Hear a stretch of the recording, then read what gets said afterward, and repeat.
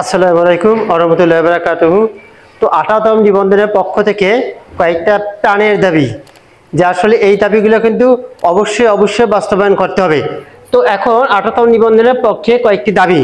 তো 1 নম্বর দাবিটা হচ্ছে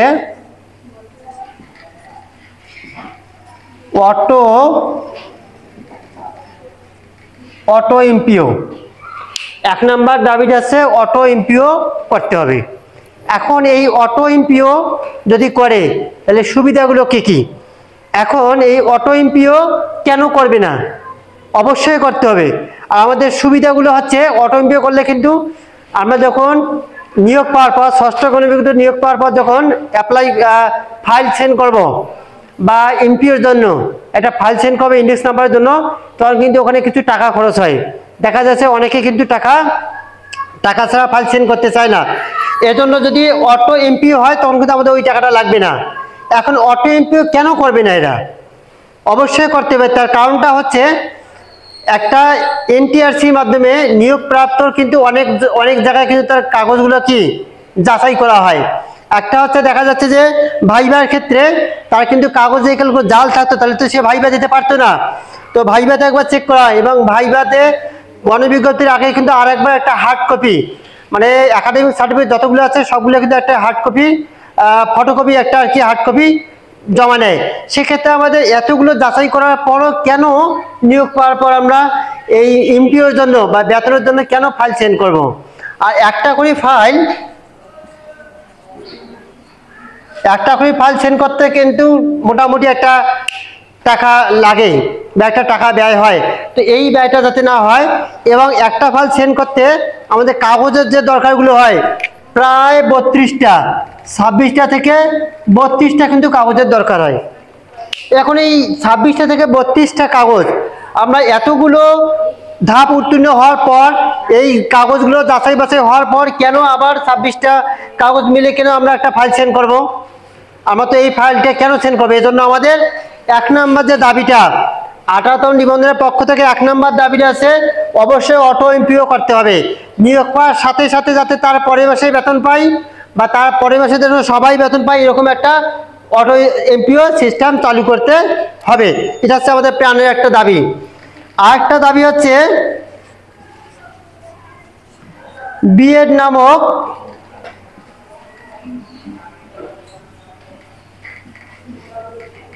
কালো আইন বাতিল। এই বিএড নামক কালো আইন বাতিল করতে হবে। এখন একটা শিক্ষার্থী অনার্স কমপ্লিট করে 4 বছর, মাস্টার্স 1 বছর করার পর ও যখন এনটিআরসির মাধ্যমে নিয়োগপ্রাপ্ত হয়, নিয়োগ পাওয়ার পর এই যে বিএড নামক একটা কালো আইন, বিএডের জন্য আবার 1 বছরটা কোর্স করতে হয়। এখন এই যাতে 1 বছর এই কোর্স না করতে হয়, এই জন্য আমাদের বিএড নামক কালো আইনটা বাতিল করতে হবে। এখন এই বিএড নামক, আসলে বিএড কেন করবে? একটা শিক্ষার্থী 4 বছর অনার্স করলো, আবার মাস্টার্স 1 বছর করলো, সেক্ষেত্রে তো আমার মনে হয় না যে বিএডের দরকার। আর এই বিএড নামক কালো আইন, একটা বিএড করতে গেলে সরকারি বাংলাদেশে কিন্তু মোট 14টা কলেজ আছে। অল বাংলাদেশে মোট 14টা সরকারি কলেজ আছে বিএড। এই সরকারি কলেজে যদি কাল বিএড করতে যায়, দেখা যাচ্ছে তার সর্বোচ্চ 10 অথবা 12,000 টাকা খরচ হয়, এর বেশি না, এর বেশি হবে না, বা 10 থেকে 12,000-এর মধ্যে তার খরচ হয়। এই 14টা সরকারি।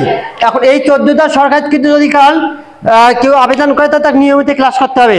এখন বেসরকারি দৈনিক শিক্ষার মাধ্যমে কিন্তু একটা জানা যায় যে 26টা বেসরকারি কলেজ আছে।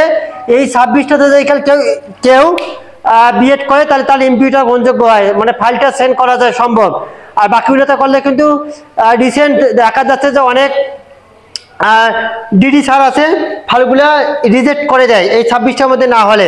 তো এখন আমরা যদি 26টা তো করতে যাই যে কোনো একটাতে, সেক্ষেত্রে কিন্তু 50,000 প্লাস, কম বেশি একটু হতে পারে, এরকম কিন্তু খরচ হয় এই বেসরকারিগুলোতে করতে গেলে। তা আসলে অনার্স মাস্টার্স করার পর কেন এই 1 বছর কোর্সের জন্য এতগুলো টাকা ব্যয় হবে? তো আমরা এজন্য আমাদের 18তম নিবন্ধনের পক্ষ থেকে এটা প্রাণের দাবি যে অবশ্যই বিএড নামক কালো অধ্যায় এই আইনটা বাতিল করতে হবে, পুরোপুরি বাতিল, কোনো বিএড থাকবে না। এরপর তৃতীয় নাম্বার যেটা হচ্ছে সেটা হচ্ছে 10ম গ্রেড।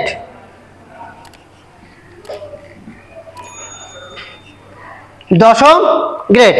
এখন এই একটা মাস্টার্স কমপ্লিট করা এক শিক্ষার্থী যদি কার এই এনটিএসসির মাধ্যমে নিয়োগ পাওয়ার পর তার বেতন গ্রেডটা 11 হয়, তাহলে 11 হওয়া কতটা যুক্তি? মাত্র 11 যখন হবে, 11 কোটে কিন্তু 12,750 অথবা 12,500। আর দশম গ্রেড হচ্ছে কি 16,000। দশম গ্রেড 16,000। তো এখন 11তম গ্রেডে একটা মাস্টার্স কমপ্লিট করা শিক্ষার্থী এই 11তম গ্রেডে যখনই ঢুকবে তখন মাত্র 12,500। 12,500 দিয়ে কি একটা কি ফ্যামিলি চলতে পারে? এজন্য আমাদের কি করতে হবে, শুরুতে, তার মানে যখন নিয়োগ পাবে তার পরের মাসে শুরুর বেতনটা যাতে দশম গ্রেড হয়, যাতে এই 11 গ্রেডটা বাতিল হয়। এখন কখন 11 গ্রেড হয় এবং কখন দশম গ্রেড হয়? কেউ যদি কাল বিএড করা থাকে তখন তার কিন্তু দশম গ্রেড হয়, আর বিএড বিন যে স্কেলটা সে হচ্ছে 11। তো আমাদের যেখানে বিএড আনটা বাতিল হয় তখন এটা শুরু হচ্ছে। আর যদি ওরা বিএডটা রাখতে চায়, যেটা বিএড করতে হবে, আচ্ছা এটা মানা যাবে, কিন্তু যাতে এই গ্রেডটা বাতিল করতে হবে। শুরুতে যাতে দশম গ্রেড থাকে, যেমন সরকারি যে হাই স্কুলগুলো আছে এগুলোতে কিন্তু শুরুতে তারা দশম গ্রেডে কিন্তু শুরু, প্রথম যে বেতন পায় প্রথম মাসে সেটা অবশ্যই দশম গ্রেড হয়। তো তারপর ওদের একটা সময় দেওয়া হয়, একটা সময় দেওয়া থেকে ওই সময়ের মধ্যে তাদের বিএডটা কমপ্লিট করে নিতে হয়। তো এরকম আমাদের যে বেসরকারিগুলো আছে এনটিআরসির মাধ্যমে নিয়োগপ্রাপ্ত, তো যদি কাল বিএডটা দেখে আমাদের বাতিল করতে পারি তাহলে আমাদের শুরুতে দশম গ্রেড শুরু হবে, এরপর আমাদের একটা নির্দিষ্ট একটা সময় বেঁধে দেবে যে এই সময়ের মধ্যে বিএডটা কমপ্লিট করতে হবে। তাহলে দেখা যাচ্ছে যে আমাদের একটা বেতনটা একটা ভালো পাওয়া যাচ্ছে, এবং এই বিএড যে নামক এই নামকটা কিন্তু দেখা যাচ্ছে যে শুরুতে আমরা দশম গ্রেড পাচ্ছি এবং পরবর্তীতে আমরা বিএড করব, তাহলে অনেক সুবিধা হচ্ছে। এই জন্য আমাদের 18তম নিবন্ধনের পক্ষ থেকে এটা আমাদের প্রাণের দাবি, যাতে শুরুতে দশম গ্রেড হয় এবং 11 গ্রেডটা আমরা মানি না, বা 11 গ্রেডটা যাতে দেওয়া না হয়, এটা হচ্ছে আমাদের 18তম নিবন্ধনের পক্ষ থেকে একটা প্রাণের দাবি। এরপর 4র্থ নাম্বার হচ্ছে বদলি সিস্টেম।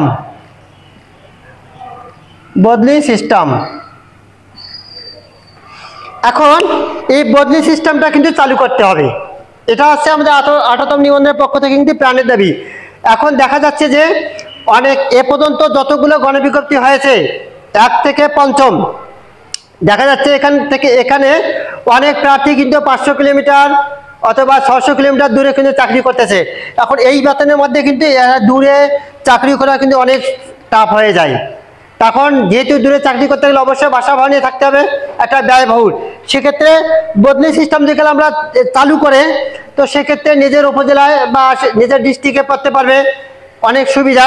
এই জন্য আমাদের কী করতে হবে, এই বদলি সিস্টেমটা অতি শীঘ্রই চালু করতে হবে, এটা হচ্ছে আমাদের প্রাণের দাবি। তো 18তম নিবন্ধনের পক্ষ থেকে আমাদের এই 4টা দাবি আমরা এনটিআরসি চেয়ারম্যানের কাছে পেশ করব, যাতে দ্রুত এই 4টা দাবি, আমাদের এই প্রাণের 4টা দাবি কি তারা মেনে নেয়। তো 1 নম্বর দাবিটা হচ্ছে অটো এমপিও। প্রথম যে দাবিটা ছিল অটো এমপিও করতে হবে, কোনো ফাইল চেঞ্জ করার দরকার হবে না, একেবারে অটো এমপিও। যেদিন থেকে জয়েন করবো তার পরের মাস থেকে যাতে আমরা কি অটোভাবে একটা বেতন পাই। এরপরে যে 2 নম্বরটা আছে বিএড নামক কালো আইন বাতিল। তো এই বিএড নামক কালো আইনটা কি করতে হবে, বাতিল করতে হবে। বিএড করা লাগবে না, বিএড যদি করে একটা সময় বেঁধে দেবে, কিন্তু বেতন স্কেলটা যাতে বিএডের সমতুল্য হয় সেটা রাখতে হবে। এরপর 3 নম্বরটা হচ্ছে শুরুতে যাতে কি দশম গ্রেড দিয়ে শুরু হয়, 11তম গ্রেড আমরা মানি না। তো আমাদের যাতে শুরুতে যাতে দশম গ্রেড হয়, এটা হচ্ছে আমাদের প্রাণের দাবি। এবং 4র্থ নম্বর হচ্ছে বদলি সিস্টেম, যাতে বদলি সিস্টেমটা চালু করে। এনটিআরসি কিন্তু একটা রুলসে কিন্তু বদলি সিস্টেম চালু আছে, এটা নিয়ে কিন্তু প্রায় কয়েক বছর থেকে কিন্তু লেখালেখি হচ্ছে। তো এই বদলি সিস্টেমটা যাতে দ্রুত চালু হয়, যাতে দ্রুত চালু করে এবং আমাদের এই 4টা দাবি মেনে নেয়, এটাই 18তম নিবন্ধনের পক্ষ থেকে কাম্য।